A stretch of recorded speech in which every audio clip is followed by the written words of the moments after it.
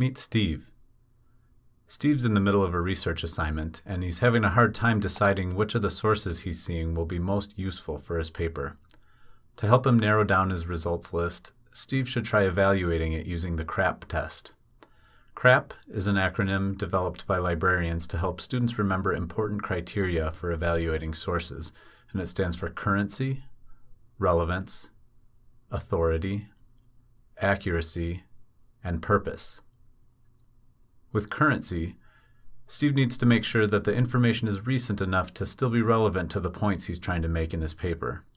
How recent a source needs to be depends both on the subject and the sort of information he needs. For instance, if Steve needs public opinion statistics for a current events assignment, a report published 10 years ago will probably be too old since it no longer reflects current public opinion. However, if his assignment is to compare the thinking of two classic philosophers, a background source summarizing those philosophers' viewpoints may still be very useful, even if it's decades old. Generally speaking, sources in the sciences go out of date very quickly, often in as little as 5 years, where sources in the humanities, like history or philosophy, are often useful for many decades. Most databases have some sort of date slider to help limit results based on how old they are, so Steve can get rid of results that are too old to be useful. With relevance, Steve needs to decide not just whether a source covers the subject he's interested in, but also whether the kind of information it contains fits the research question he's pursuing. For instance, if Steve needs a scholarly discussion of a topic, an article in a popular magazine like Time is not going to be helpful even if it covers the exact subject Steve is writing about.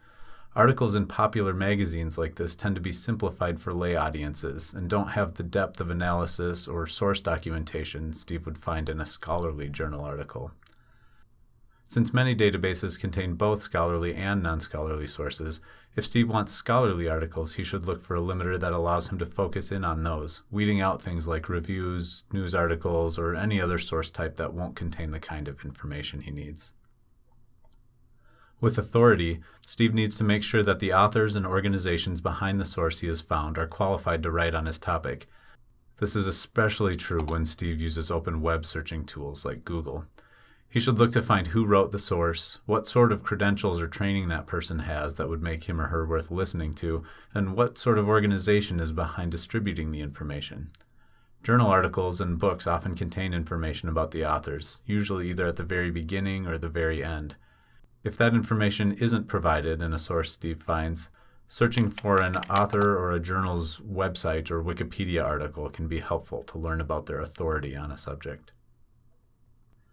When Steve is considering accuracy, he should consider things like whether the information in a source is consistent with other good sources he's found, whether evidence and citations are given in the source, and whether the source has gone through any sort of editing process.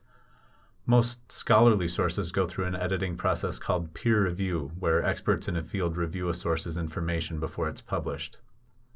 Not all assignments require scholarly or peer-reviewed sources, but Steve should make sure that the level of accuracy in a source is appropriate for the subject that he's writing about. For instance, news summaries or blog posts might be fine for certain less formal reflection or response type papers, but he wouldn't want to rely on a news article's summary of a research study if his assignment requires him to understand and comment on that study's methodology or results or limitations. In that case, he'd want to go find the original peer-reviewed article to review those things. Finally, when considering the purpose of a source, Steve should be thinking about why the source was produced, as well as how objective it appears to be. Was it created to inform, to entertain, to persuade, to sell? Some articles, like reviews or op-eds, are primarily meant to offer opinions, and any bias may be very easy to identify based on the opinion being given or the individual giving it. Others, like government reports or scholarly research articles, are primarily written to inform, and any potential bias would be much harder to spot. Steve will have to make sure that the purpose and objectivity of a source is appropriate to the kind of assignment that he's doing. He should look at things like abstracts in articles and introductions of books. Those usually state the purpose of the article or the book very clearly.